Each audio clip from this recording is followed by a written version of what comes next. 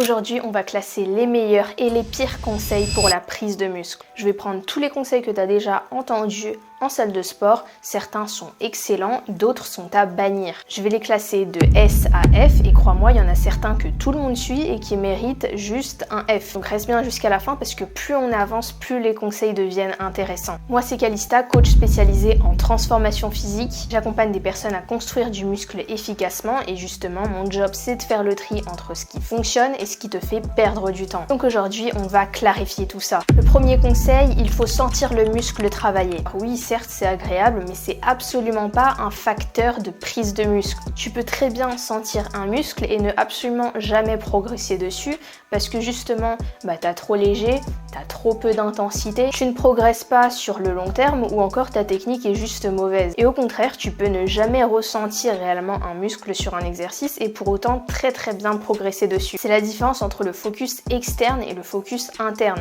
Le focus externe, ça va être de se concentrer sur, par exemple, sur du développé couché, pousser simplement la charge, alors que le focus interne sur du développé couché, ça va être de se concentrer sur le fait de contracter les pecs lorsqu'on pousse. Les études sont très claires, le focus externe permet d'avoir de meilleurs résultats que le focus interne où tu te concentres juste sur la sensation musculaire. Parce qu'avec le focus externe, tu peux produire plus de force sur ton mouvement, avoir plus de tension réelle sur le muscle, que tu ne le sentes ou pas, et donc prendre plus de muscle, parce qu'à la fin, c'est ça qui compte. Donc c'est vraiment pas essentiel, je le classe en D. Conseil numéro 2, il faut aller à l'échec musculaire. Alors là, c'est très intéressant parce qu'à l'échec, évidemment que ça fonctionne, mais ce qui est nécessaire pour prendre du muscle n'est pas d'aller à l'échec, mais d'aller proche de l'échec. Si tu t'arrêtes beaucoup trop loin de l'échec, tu ne stimules rien et tu ne pourras pas prendre du muscle, c'est impossible.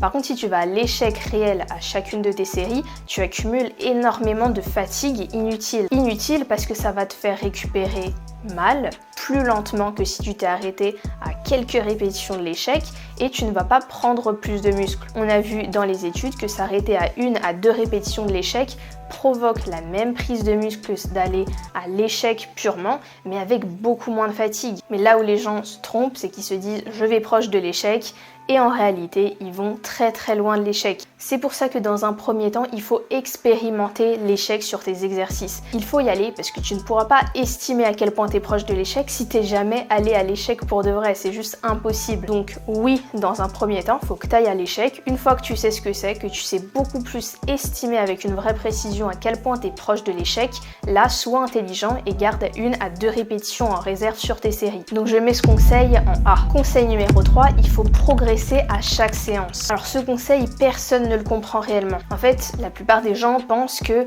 c'est cette surcharge progressive, le fait de faire mieux de séance en séance, qui provoque la prise de muscle. Alors que c'est exactement l'inverse. C'est lorsque ton corps a pris du muscle qu'il devient capable de faire plus aux prochaines séances. Donc c'est pour ça qu'il faut comprendre qu'au début, tu vas vite progresser puisque tu es complètement débutant, tu as beaucoup de marge.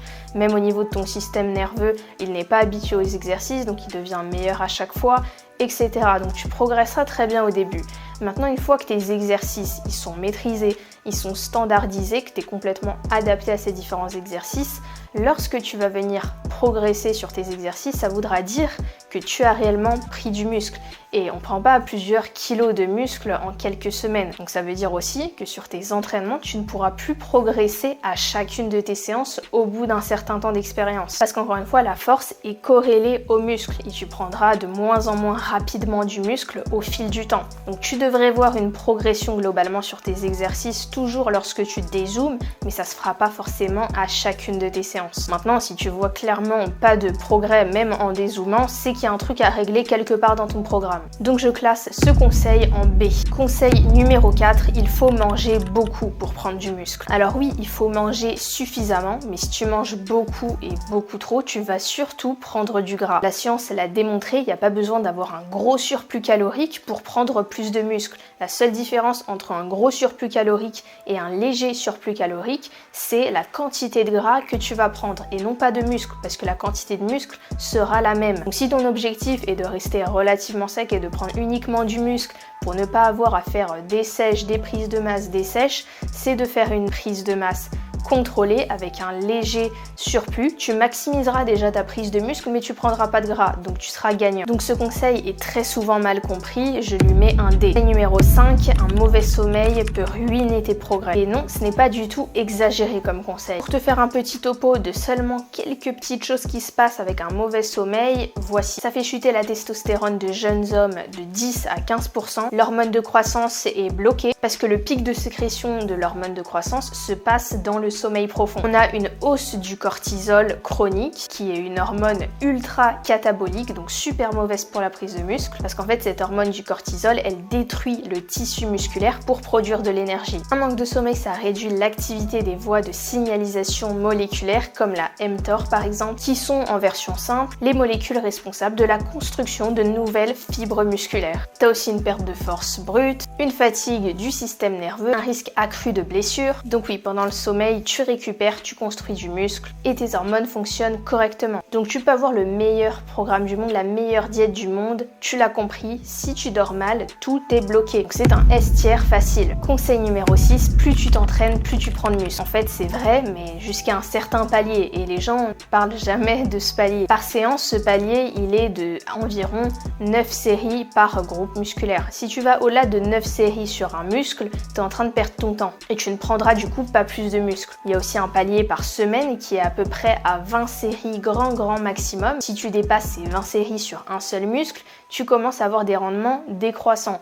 Plus de fatigue, pas plus de muscle. Donc c'est vrai, mais dans une certaine mesure. En plus de ça, la plupart des gens qui stagnent en termes de prise de muscle, c'est pas à cause de la quantité qu'ils font qui ne serait pas suffisante. Le volume minimal qui va venir déclencher une croissance musculaire, les études l'ont montré, c'est entre 4 à 6 séries par muscle par semaine. Donc c'est juste ridicule. C'est pour ça que je te dis que le problème, il est souvent ailleurs. C'est un levier à activer lorsque tu deviens plus avancé, de jouer avec ton nombre de séries, mais encore une fois, très souvent, il y a d'autres choses à régler. Donc c'est un E-tiers. Conseil numéro 7, changer souvent de programme pour choquer le muscle. Le muscle, il va se construire avec la répétition et avec la progression. Donc si tu es tout le temps en train de changer de programme, tu es en train de demander à ton corps de s'adapter à de nouveaux exercices et tout ça, ça fait travailler intensément ton système nerveux qui doit se réadapter à chaque fois. Mais tes muscles, eux, ne grossissent pas. Parce que pour qu'ils grossissent, il faut que tu aies une certaine intensité, que tu ailles très proche de l'échec et ça, tu peux le faire qu'une fois que tu t'es vraiment adapté à ces nouveaux exercices. Donc si dès que tu t'adaptes à un nouvel exercice, que tu commences à vraiment être efficace et à progresser dessus,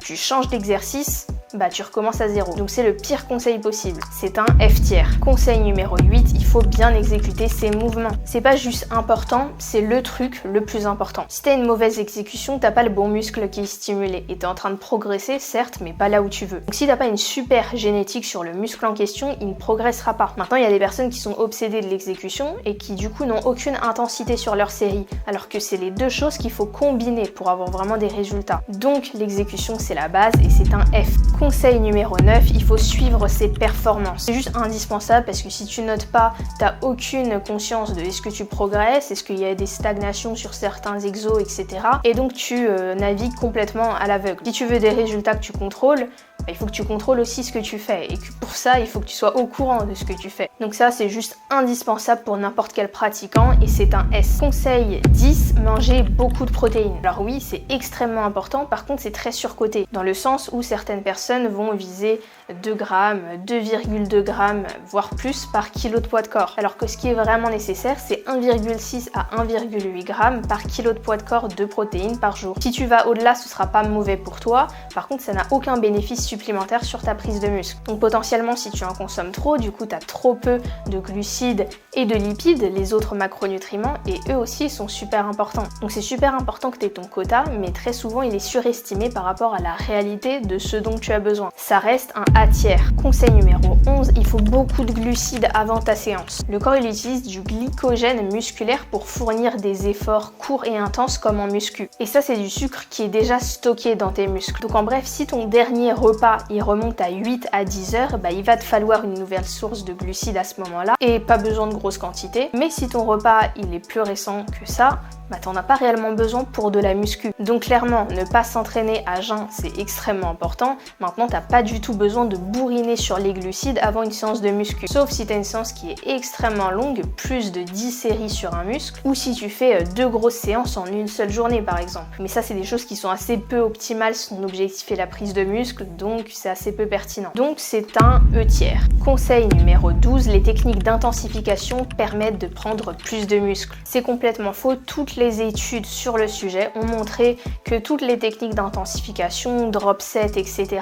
ne provoquent pas plus d'hypertrophie par rapport à une série classique, si le volume est égal. Le facteur principal, ça reste le volume réalisé avec des séries proches de l'échec. Donc en gros, faire 3 séries proches de l'échec, ça provoque les mêmes gains que faire une longue série en drop set qui accumule le même volume. Sauf que les séries classiques te permettront d'avoir beaucoup moins de fatigue nerveuse que la série très longue en drop set. Donc ça reste moins optimal. Donc clairement, si t'as pas une grosse problématique de manque de temps où tu peux juste faire une séance de 30 minutes par semaine, ça ne sera pas pertinent. Donc ça part en F-tiers. Et enfin, conseil numéro 13, travailler un muscle 2 fois par semaine est supérieur à le travailler une seule fois. Le pic de la synthèse des protéines musculaires après une séance intense de muscu s'élève brutalement pour pouvoir réparer et construire du tissu. Et ce pic-là, il commence à redescendre après 24 à 48 heures. Donc si tu travailles un muscle une seule fois par semaine, tu crées un pic suivi de 5 jours complètement vides, sans aucun signal de croissance. Donc s'entraîner 2 fois par semaine permet de relancer la synthèse protéique au moment où elle redescendait, ce qui maintient le muscle dans un état anabolique plus longtemps. Ça déjà, c'est une chose assez intéressante. Il y a aussi autre chose qui est ultra important de prendre en compte, c'est que imaginons que tu vises 12 séries sur tes pectoraux par semaine et que tu fais ces 12 séries sur une seule et même séance. Dans ce cas-là, au bout de 6 à 7 séries, la force elle baisse brutalement puisque tu as déjà accumulé énormément de fatigue. Les charges commencent à baisser, donc la tension mécanique que va sur ton muscle, elle est plus faible. Donc c'est pour ça qu'au-delà d'un certain nombre de séries, c'est juste du junk volume, donc du volume à mettre à la poubelle. Comme je te disais précédemment, au-delà de 9 séries grand maximum, ça devient complètement inutile. Si tu as une fréquence x2, ces 12 séries que tu veux sur tes pecs, tu vas les répartir par exemple en 2 séances de 6 séries et 6 séries et tu es beaucoup plus performant sur chacune de tes séries. Donc tu maintiens une meilleure technique, plus d'intensité et tu recrutes tes fibres avec beaucoup plus d'efficacité. Donc si tu as un volume assez faible en dessous d'à peu près 9 séries, tu l'as compris, tu peux mettre ces 9 séries sur une seule séance, ce sera ok. Mais par contre, si ça va dépasser ce seuil-là, faut mieux le diviser en plusieurs séances.